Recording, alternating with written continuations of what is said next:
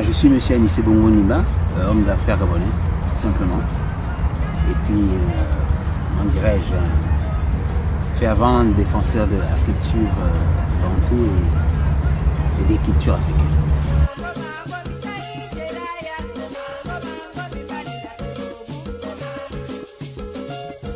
Papa Anjo a été, je dirais effectivement un patriarche, c'était le chef d'une grande famille dont l'origine c'est la famille Nimba et Ibori, qui sont ses deux parents, son père et sa mère.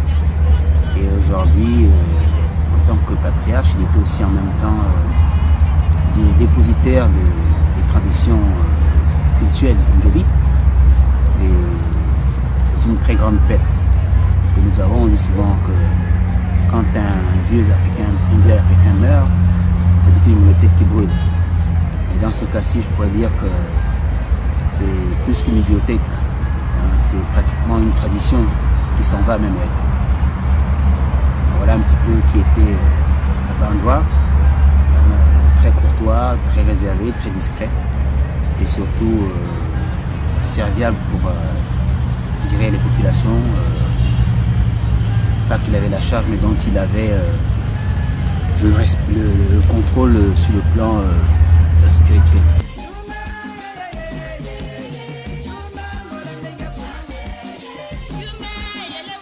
Effectivement, ça c'est un problème parce que bon, moi-même faisant partie, il n'a pas eu le temps de désigner un successeur, mais ces choses en Afrique, il n'y a pas de problème, hein, il n'est pas l'inventeur de ce rituel, de ce rite-là. Et certainement, il va y avoir des réunions sur les différents dignitaires restants pour essayer de désigner un successeur à ce poste de leader culturel. Et je pense que ça va se faire dans les semaines ou les mois à venir. Mais pour le moment, les différents initiés ne sont pas pressés.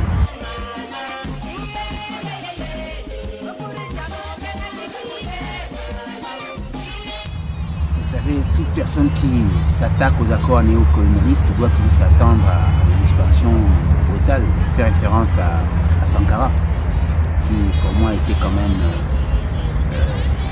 de notre génération la figure la plus visible.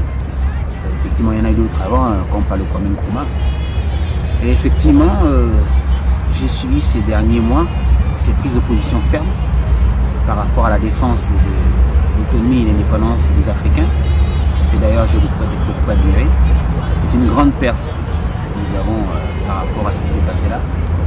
Et surtout que les conditions dans lesquelles on perd la vie ne sont pas vraiment élucidées, parce qu'on nous parle de laisser au front. Donc, personnellement, je trouve un petit peu,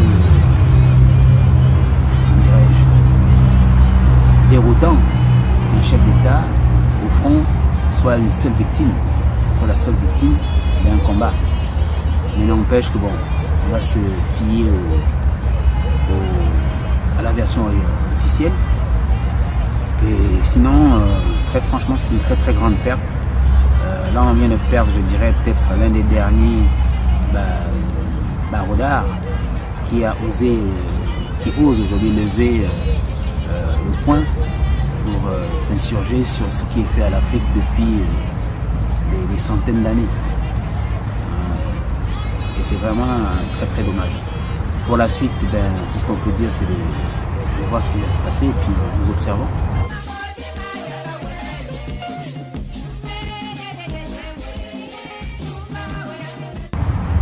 Oui, le Né Congo continue à progresser. Je sais que les récépissés au niveau international sont sortis. Au niveau du Gabon, le bureau a été mis en place. Nous sommes dans les démarches de crédibilité, de valorisation et de reconnaissance de la structure localement parlant. Et ma foi, je pense que petit à petit, ça avance, mais il ne faut pas se précipiter parce que c'est aussi là un autre défi, parce qu'on parle de Né Congo, on ne parle plus de pays. C'est une forme de défiance encore à l'Occident qui a établi des frontières. Parce que le Né Congo, ouais, ça mélange le Gabon, le Congo, une partie du Cameroun, les deux Congos. C'est très très vaste. Et le but, c'est d'arriver à se dire que les nationalités telles que Gabonais, Congolais, tout ça, n'est pas d'importance. avec, je pense, le marché commun de l'Afrique et la CEAC qui va libérer les frontières. Je pense que les nationalités, au fur et à mesure, si on peut s'orienter et oublier ça, revenir à nos traditions, nos différents regroupements ethniques ou régionaux, ça peut être plus intéressant et plus facile à implémenter le développement, que nous n'avons pas d'ailleurs, parce que nous sommes trop sous l'emprise des pays qui sont en fait la répartition géographique des richesses entre les Occidentaux plutôt, qui se sont partagés des parts du gâteau.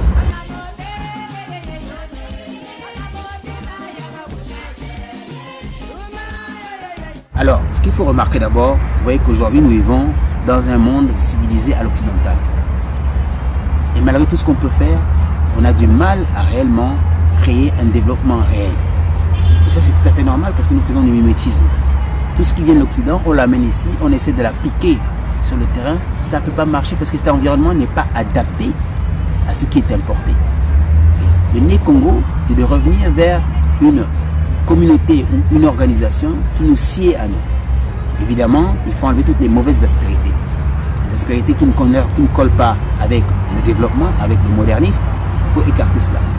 Parce qu'effectivement, dans nos cultures à nous, il y a beaucoup d'artifices qui sont inutiles, qui sont que des artifices à tromper les uns et les autres. Mais l'Occident amène beaucoup de choses qui ne sont pas du tout adaptées, qu'il faut d'abord s'approprier et les réadapter.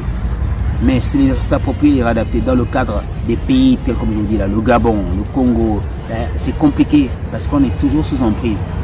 Pour essayer de masquer cela, essayons de parler de régionalisation de nos anciennes organisations géographiques. Le Né Congo, c'est une zone géographique bien délimitée, dont le contrôle ne peut pas appartenir à la France, à la Belgique ou à l'Allemagne. Quand vous prenez le Gabon, on sait sous quel contrôle est le Gabon. Quand on prend la RDC, on sait sous quel contrôle est la RDC. Le Congo, on sait exactement. Et il est difficile de s'en sortir en se limitant à cela. Donc parlons plutôt d'ethnie, de civilisation et de régions en référence à nos traditions pour pouvoir essayer d'implémenter un développement basé sur une culture bien définie.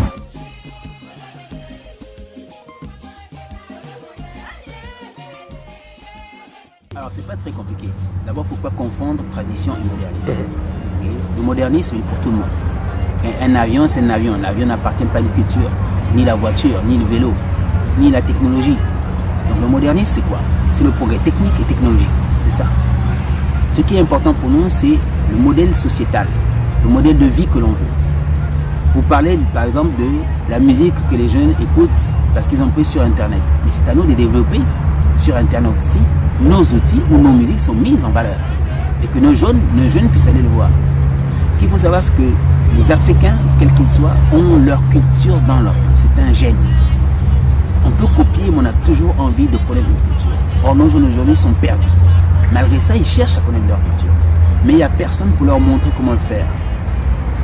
Et c'est ça qu'on doit leur faire prendre conscience que quand on est adulte, c'est pas parce qu'on n'a pas été dans notre environnement culturel qu'on ne doit plus le chercher. On peut faire un retour aux sources par soi-même d'abord. Si par exemple, moi, ma génération a raté, mais je me concentre que mes enfants puissent prendre cela.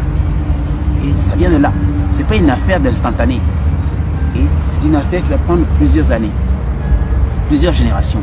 Mais il faut commencer. Si on ne commence pas, on n'y arrivera pas. Dans les écoles, par exemple, l'école que nous avons, comme vous avez cité, sont les écoles à la modèle occidental. Est-ce que vous pensez qu'on ne peut pas réfléchir à un modèle d'école local à nous? Comment est-ce que nos enfants étaient gardés dans les villages avant? L'enfant appartenait à tous les vieux qui restaient au village, au corps de garde. Parce que les hommes valeureux et les femmes en bonne forme étaient aux plantations, étaient aux champs. Pourquoi ne pas faire des quartiers où, quand les parents vont au travail, les vieux restent à garder tous les enfants? Ce qui veut dire qu'il faut ramener la ville à la forme d'un village. Au lieu de construire chacun nos parcelles à gauche, à droite comme on nous fait là, non. C'est de prendre des parcelles regroupées en cercle, les maisons sont autour, il y a un corps de garde au milieu. Quand tu pars au boulot, tes enfants s'amusent au milieu et les vieux qui sont là gardent les enfants pendant que les parents sont au travail. faut adapter la ville à notre modèle de vie. C'est ce qu'on n'a pas fait. On fait du mimétisme. Chacun est chez lui. Or, nous avons des familles qui sont très très là. Voilà déjà une base sur laquelle tout peut être révolutionné. Et l'école, c'est pareil. Pourquoi l'école doit suivre un programme occidental? L'école, c'est d'abord la vie. La vie, c'est quoi? C'est de montrer comment on vit. L'école, justement, peut être organisée d'une manière où on arrive le jour, on demande aux enfants, qu'est-ce que vous voulez faire aujourd'hui? Ils veulent apprendre la nature, on sort. Ils veulent apprendre à nager, on va à la piscine. Ils veulent apprendre à courir, on fait du sport. Pourquoi est-ce qu'on doit être formel et suivre ce que l'Occident décide en face? C'est à nous de créer nos propres programmes adaptés à ce que nous avons besoin. Je vous donne un exemple. Aujourd'hui, on parle d'Internet, de téléphonie mobile, on parle de la 5G. Est-ce qu'on en a vraiment besoin? On aurait pu rester à la 3G et développer correctement la 3G, la maîtriser. Parce qu'on n'a pas besoin d'aller à la 5G. À quoi ça nous sert d'avoir des hauts débits alors que nous n'utilisons même pas les débits simples? Vous voyez? Quand je dis la technologie est à tous, on n'est pas obligé de suivre le rythme occidental. Vous comprenez un petit peu? Donc vraiment, il y a possibilité de réadapter les choses à notre façon de voir les choses. C'est ce qui est important.